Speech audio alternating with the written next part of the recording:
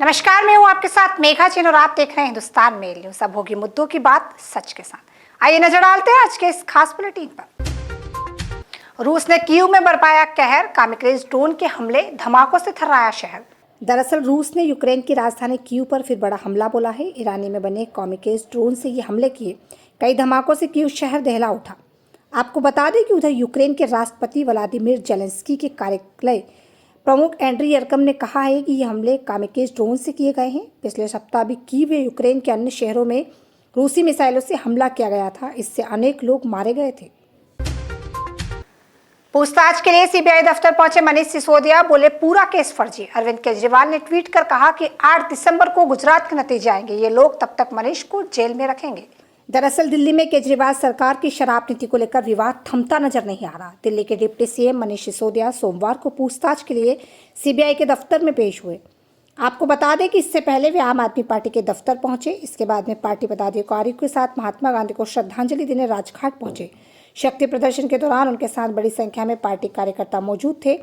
इस दौरान केजरीवाल ने ट्वीट कर कहा कि 8 दिसंबर को गुजरात चुनाव के नतीजे आने हैं, वे मनीष सिसोदिया को जेल में रखेंगे। और इसी के साथ पार्टी कार्यकर्ताओं ने दावा किया है कि सीबीआई की मंशा मनीष सिसोदिया को गिरफ्तार करने की है।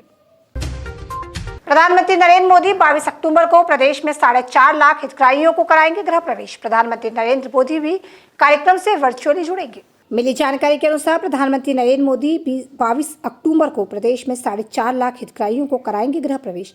प्रधानमंत्री सतना में होने वाले कार्यक्रम में वर्चुअली जुड़ेंगे। प्रधानमंत्री आवास योजना के तहत निर्मित हुए हैं यह आवास। मुख्यमंत्री शिवराज सिंह चौहान ने कैबिनेट बैठक से पहले मंत्रियों को संबोधित कर यह जानकारी दी।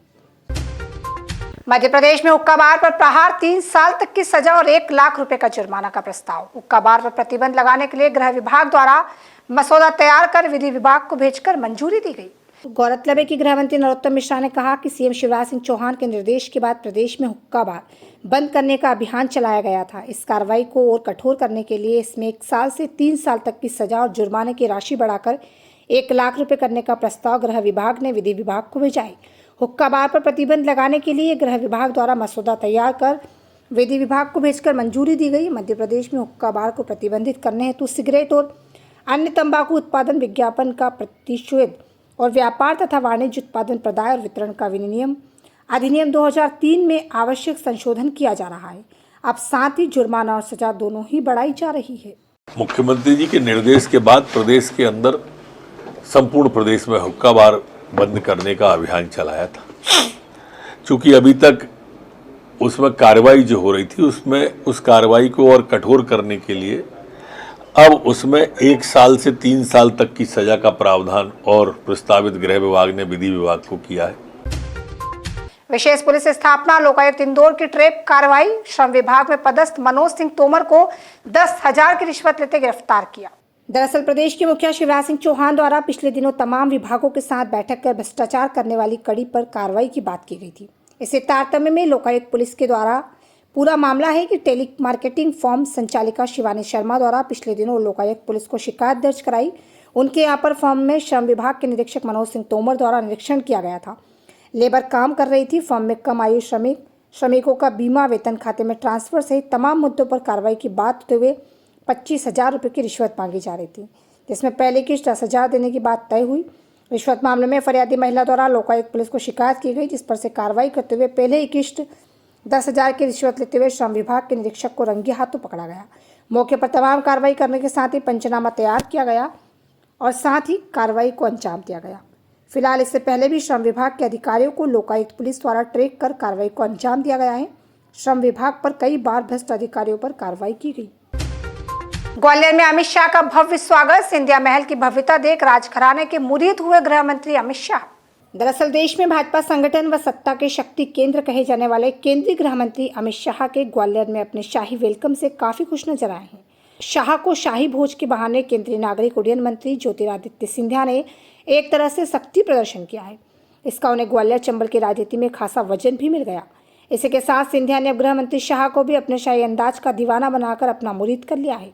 इससे उनके विरोधियों की जुबान बंद हो गई। एक तरह से भाजपा आने के बाद वह लगातार अपना कद बढ़ाते जा रहे हैं। सिंधिया परिवार द्वारा किए गए शाही स्वागत व भोज से अमित शाह खुश नजर आए। कलेक्टर मनीष सिंह ने किया निरीक्षण। हॉस्टल गए थे करने निरीक्षण। छात्राओं ने बात पर वार्डन को हटाया था। 2 दिन पहले ही जीडीसी के छात्राओं ने की थी कलेक्टर से शिकायत। दरअसल 2 दिन पहले कलेक्टर से मिलने कलेक्ट्रेट पहुंची छात्राओं को रविवार को राहत मिली, जब कलेक्टर खुद आकस्मिक रूप से हॉस्टल पहुंचे। कलेक्टर मनीष सिंह रविवार दोपहर मोती तबेला स्थित जीडीसी कॉलेज परिसर में बने हॉस्टल पहुंचे। यहां सामान्य और पिछड़ा वर्ग की छात्राएं रहती है। छात्राओं ने 2 दिन पहले शिकायत की थी कि न तो खाना मिलता है, न ही वार्डन का व्यवहार सही है। इसके चलते कलेक्टर ने छात्राओं से बात करने के बाद तत्काल वार्डन को हटाने के निर्देश दिए हैं। एक कदम न्याय की ओर 150 रिटायर्ड जजेस देंगे कमजोर वर्ग को मुफ्त कानूनी सलाह। चिमनबाग स्थित स्काउट्स एंड गाइड्स के परिसर में खुलेगा दफ्तर। रोज शाम 4 से 6 बजे तक बैठेंगे जजेस। आपको बता दें कि मध्य प्रदेश और छत्तीसगढ़ के हाईकोर्ट व जिला कोर्ट के 150 रिटायर्ड जजेस ने अनूठी पहल की है। कमजोर वर्ग के पक्षकारों को जजेस मुफ्ती में कानून सलाह देंगे। मुफ्त में ही कानून सलाह देंगे। इनके प्रकरण को मजबूती से तैयार करवाएंगे। किस तरह लीगल एंड की मदद से वह अपना केस कोर्ट में लड़ सकते हैं, इसके लिए मार्गदर्शन देंगे। रिटायर्ड जजेस को इस काम के लिए चिमनबाग स्थित स्काउट एंड गाइड के परिसर में स्थान भी मुहैया कराया जा रहा है। रोजाना शाम 4 से 6 बजे के बीच रिटायर्ड जजेस उपलब्ध रहेंगे। जल्द ही दफ्तर शुरू होगा। कमजोर वर्ग के लिए न्याय सुलभता की ओर एक सकारात्मक पहल मानी जा रही है। इंदौर में 2 दिवसीय जिला स्तरीय युवा मेगा उत्सव आज से राष्ट्र निर्माण में युवाओं की भूमिका एवं स्थानीय परंपराएं आदि आयोजन के होंगे मुख्य विषय। दरअसल इंदौर के देवी अहिल्या विश्वविद्यालय इंदौर के वाणिज्य अध्ययनशाला में नेहरू युवा केंद्र इंदौर, राष्ट्रीय सेवा योजना एवं मध्य प्रदेश जन अभियान परिषद के संयुक्त तत्वाधान में 2 दिवसीय जिला स्तरीय युवा मेगा उत्सव कार्यक्रम 17 और 18 अक्टूबर 2022 को आयोजित होने जा रहा है। कार्यक्रम में सांस्कृतिक, स्थानीय परंपराएं, स्वतंत्रता संग्राम पर आधारित विभिन्न विधाओं पर आधारित कार्यक्रम होंगे। इंदौर पुलिस ने सिटीजन कॉप ऐप पर मोबाइल गुम होने को मिली शिकायतों का किया पर्दाफाश। गुम हुए 570 मोबाइल फोन को देश के अलग अलग राज्यों से रिकवर किया गया।